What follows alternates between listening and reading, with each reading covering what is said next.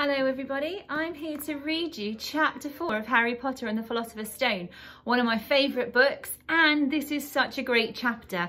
Okay, where we left you before, they had escaped trying to get away from the letters that kept flooding through, and finally this is the best part because Harry is about to find out that he's a wizard.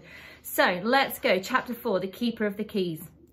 Boom! They knocked again. Dudley jerked awake. "Where's the cannon?" he said stupidly. There was a crash behind them, and Uncle Vernon came skidding into the room. He was holding a rifle in his hands. Now they knew what had been in the long, thin package he had brought with them. "Who's there?" he shouted. "I warn you, I'm armed." There was a pause, then smash! The door was hit with such force that it swung clean off its hinges and with a deafening crash landed flat on the floor.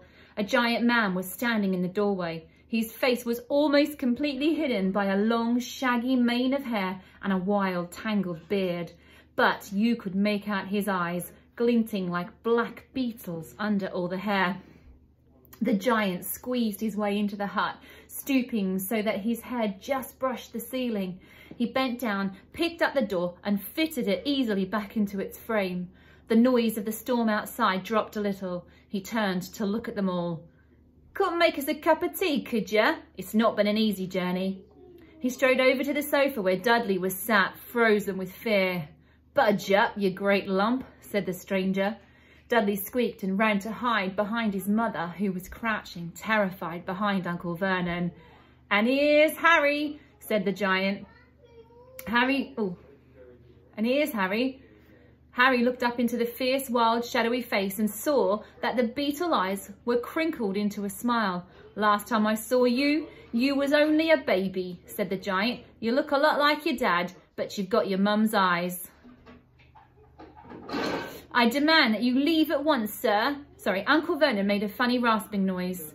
"I demand that you leave at once, sir," he said. "You are breaking and entering." "Ah, shut up, Dursley, you great prune," said the giant. He reached over the back of the sofa, jerked the gun out of Uncle Vernon's hand, bent it into a knot as easily as if it had been made from rubber, and threw it into the corner of the room. Uncle Vernon made another funny noise, like a mouse being trodden on.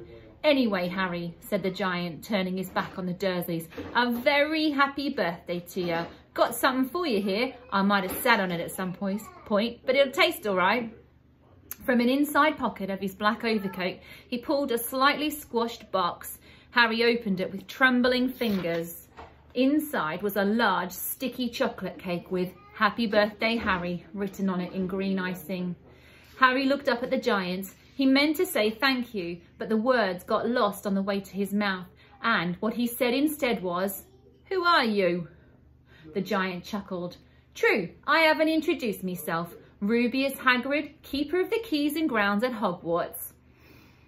He held out an enormous hand and shook Harry's whole arm. "What about that tea then, eh?" he said, rubbing his hands together. I'd not say no to something stronger if you got it, mind." His eyes fell on the empty grate, and with the shriveled crisp packets in it, he snorted. He bent down over the fireplace. They couldn't see what he was doing. When he drew back a second later, there was a roaring fire there. It filled the whole damp hut with flickering light, and Harry felt the warmth wash over him as though he'd sunk into a hot bath. The giant sat back down on the sofa, which sagged under his weight, and began taking all sorts of things out of the pockets of his coat. A copper kettle, a squashed packet of sausages, a poker, a teapot, several chip mugs, and a bottle of some amber liquid which he took a swig from before starting to make tea. Soon the hut was full of the sound and smell of sizzling sausage. Nobody said a thing while the giant was working, but as he slid the first 6 fat, juicy, slightly burnt sausages from the poker, Dudley fidgeted a little. Uncle Vernon said sharply, "Don't touch anything he gives you, Dudley." The giant chuckled darkly. "Your great puddin' of a son don't need fattening any more, Dursley, don't worry." He passed the sausages to Harry, who was so hungry he had never tasted anything so wonderful in his entire life, but he still couldn't take his eyes off the giant. Finally, as nobody seemed about to explain anything, he said, Really sorry, but I still don't really know who you are. The giant took a gulp of tea and wiped his mouth with the back of his hand. Call me Hagrid, he said. Everyone does. And like I told you, I'm keeper of keys at Hogwarts. You know all about Hogwarts, of course. No, said Harry. Hagrid looked shocked. Sorry, said Harry quickly. Sorry, barked Hagrid, turning to stare at the Dursleys, who shrank back into their shadows. It's them should be sorry. I knew you weren't getting your letters, but I never thought you wouldn't even know about Hogwarts, for crying out loud. Did you never wonder where your parents learnt it all? All what? Asked Harry. Oh, what? Hagrid thundered. Now, just wait 1 second. He had leapt to his feet. In his anger, he seemed to fill the whole hut. The Dursleys were cowering against the wall. Do you mean to tell me, he growled at the Dursleys, that this boy knows nothing about anything? Harry thought this was going a bit far. He's been to school after all, where his marks weren't bad. I know some things, he said. I know, can do maths and stuff. But Hagrid simply waved his hand and said, about our world. I mean, your world, my world, your parents' world. What world? Hagrid looked as though he was about to explode. Dursley! He boomed. Uncle Vernon, who had gone very pale, whispered something about Mimblewimble. Hagrid stared wildly at Harry. But you must know about your mum and dad, he said. I mean, they're famous. You're famous. What? My mum and dad weren't famous, were they? You don't know. You don't know. Hagrid ran his fingers through his hair, fixing Harry with a bewildered stare. You don't know what you are, he said finally. Uncle Vernon suddenly found his voice. Stop, he commanded. Stop right there, sir. I forbid you to tell the boy anything. A braver man than Vernon Dursley would have quailed under the furious look Hagrid now gave him. When Hagrid spoke, his every syllable trembled with rage. You never told him. You never told him what was in the letter Dumbledore left for him. I was there. I saw Dumbledore leave it, Dursley, and you've kept it from him all these years. Kept what from me? Said Harry eagerly. Stop, I forbid you, yelled Uncle Vernon in panic. Aunt Petunia gave a gasp of horror. Go boil your heads, both of you, said Hagrid. Harry, you're a wizard. There was silence inside the hut. Only the sea and the wind whistling could be heard. I'm a what? Gasped Harry. A wizard, of course, said Hagrid, sitting back down on the sofa, which groaned and sank even lower. And a thumping good un, I'd say. Once you've been trained up a bit. With a mum and dad like yours, what else would you be? And I reckon it's about time you read your letter. Harry stretched out his hand at last to take the yellowish envelope, addressed in emerald green to Mr. H. Potter, the floor, hut on the rock, the sea. He pulled the letter out and read. Hogwarts School of Witchcraft and Wizardry. Headmaster, Albus Dumbledore. Order of Merlin, First Class, Grand Source, Chief Warlock, Supreme Mugwump, International Confederate of Wizards. Dear Mr. Potter, we are pleased to inform you that you have a place at Hogwarts School of Witchcraft and Wizardry. Please find enclosed a list of all necessary books and equipment. Term begins on 1st of September.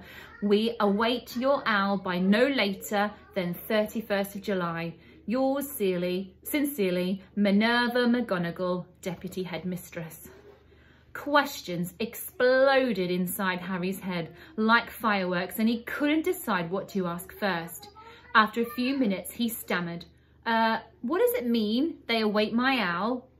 Galloping Gorgons, that reminds me, said Hagrid, clapping a hand to his forehead with enough force to knock over a cart horse, and from yet another pocket inside his overcoat, he pulled an owl, a real, live, rather ruffled-looking owl, a long quill and a roll of parchment.